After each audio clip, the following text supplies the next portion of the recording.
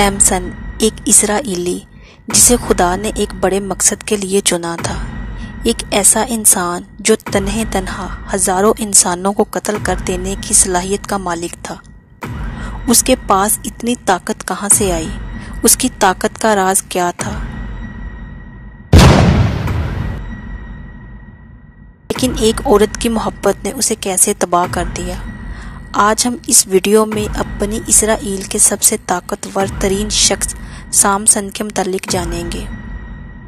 हज़रत मूसा अलैहिस्सलाम के इस दुनिया से पर्दा फरमाने के बाद कौमी बनी इसराइल में रफ्ता रफ्ता सरकशी, बदफेली और बुत परस्ती फिर से आम होने लगी। लिहाजा बतौर सज़ा अल्लाह ने कौम अमालका को बनी इसराइल पर मुसल्लत कर दिया। इस कौम ने बनी इसराइल पर हमला करके उनके शहर और इलाके छीन लिए, उनके लोगों को गिरफ्तार कर लिया और तरह तरह के जुल्म ढाने लगे। ऐसे हालात में कौम बनी इसराइल में एक लड़का पैदा हुआ जिसका नाम सामसन रखा गया। सामसन कबीला दनियाल नस्ल से था जो बनी इसराइल के 12 कबीलों में से एक था। रवायतों के मुताबिक सामसन की पैदाइश से कबल उनकी माँ ने खुदा से ये दुआ मांगी थी कि अगर उसके घर में लड़का पैदा हुआ तो वो उसे शराब और दीगर बुराइयों से दूर रखेगी। इसके अलावा ज़िंदगी में कभी उसके बाल ना कटवाएगी।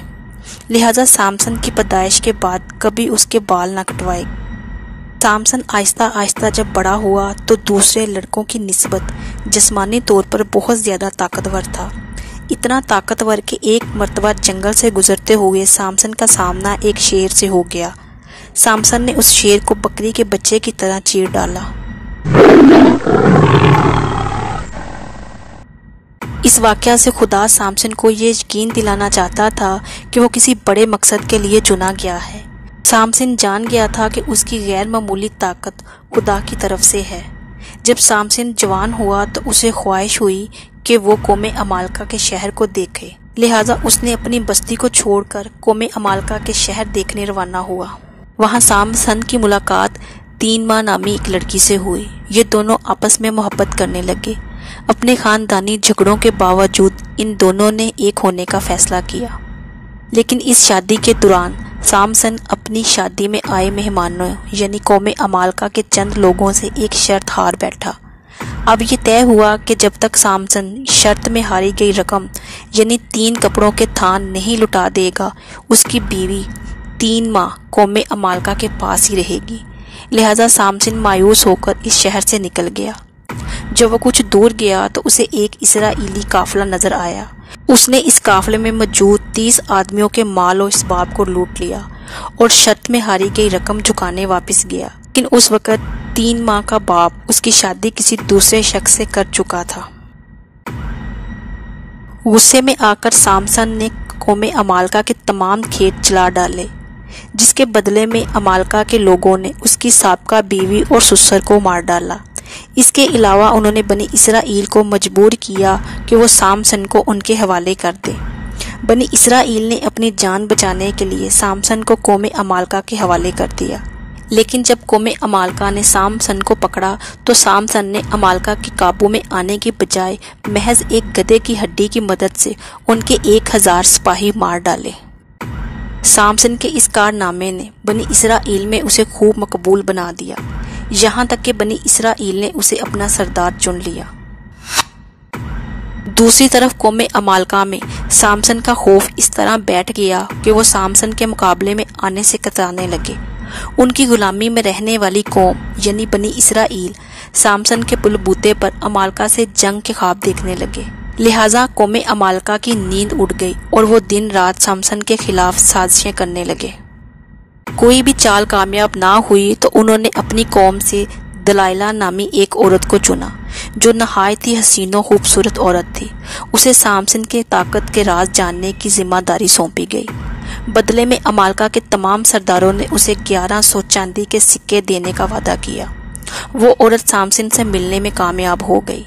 जब सामसन ने उसे देखा तो इसके नाजो अंदाज से मुतासिर होकर इसका दीवाना बन बैठा। इस तरह सामसन और दलाइला एक साथ वक्त गुजारने लगे और दोनों मजीद करीब हो गए। एक दिन मौका देखकर दलाइला ने सामसन से उसकी ताकत का राज दरियाफ्त किया, जिसे सामसन ने टाल दिया। رفتہ رفتہ دلائلہ اس سے اصرار کرنے لگی، یہاں تک کہ اس نے سامسن کو دھمکی دی کہ اگر وہ اسے اپنا راز نہ بتائے گا تو وہ اس سے علیحدہ ہو جائے گی۔ عشق کے ہاتھوں مجبور سامسن نے دلائلہ کو بتا دیا کہ وہ جب سے پیدا ہوا ہے اس کے بالوں کو نہیں کاٹا گیا اور اس کی شاندار طاقت کا راز بھی انہی بالوں میں ہے۔ لہذا جب ایک رات سامسن دلائلہ کی گود میں سر رکھ کر سو رہا تھا تو موقع دیکھ کر دلائلہ نے اس کے بالوں کو کاٹ دیا۔ اس رات عمالقہ کے سپاہیوں نے سامسن پر حملہ کر دیا، لیکن اس مرتبہ وہ اپنا دفاع نہ کر سکا۔ عمالقہ نے سامسن کو گرفتار کر کے اس کے ساتھ انتہائی ذلت آمیز سلوک کیا۔ زنجیروں میں جکڑ کر اس کی آنکھیں نکال دی گئی اور اسے ایک اندھیری کوٹری میں بند کر دیا گیا۔ اس کام کے بدلے میں دلائلہ کو خوب مال و دولت سے نوازا گیا۔ سامسن پر فتح پانے کی خوشی میں قوم عمالقہ نے ایک تقریب کا اعلان کیا۔ قوم عمالقہ کا عقیدہ تھا کہ ان کے دیوتا دیوجن نے سامسن پر جیت دی تھی، اس لیے وہ اس دیوتا کے مندر میں اپنی جیت کا جشن منانے جمع ہوئے تھے۔ ایسے میں بادشاہ کے حکم پر ان کے سب سے بڑے دشمن سامسن کو زنجیروں میں جکڑ کر پیش کیا گیا۔ محل میں موجود تمام لوگوں نے اس کے ساتھ بدتمیزیاں کی اور اس پر کوڑا کرکٹ پھینکنے لگے۔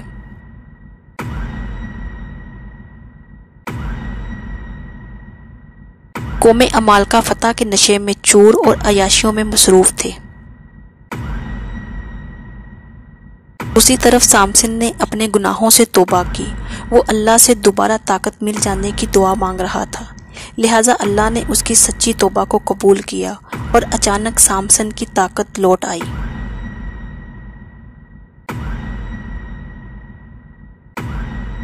لوگ ادھر ادھر بھاگنے لگے۔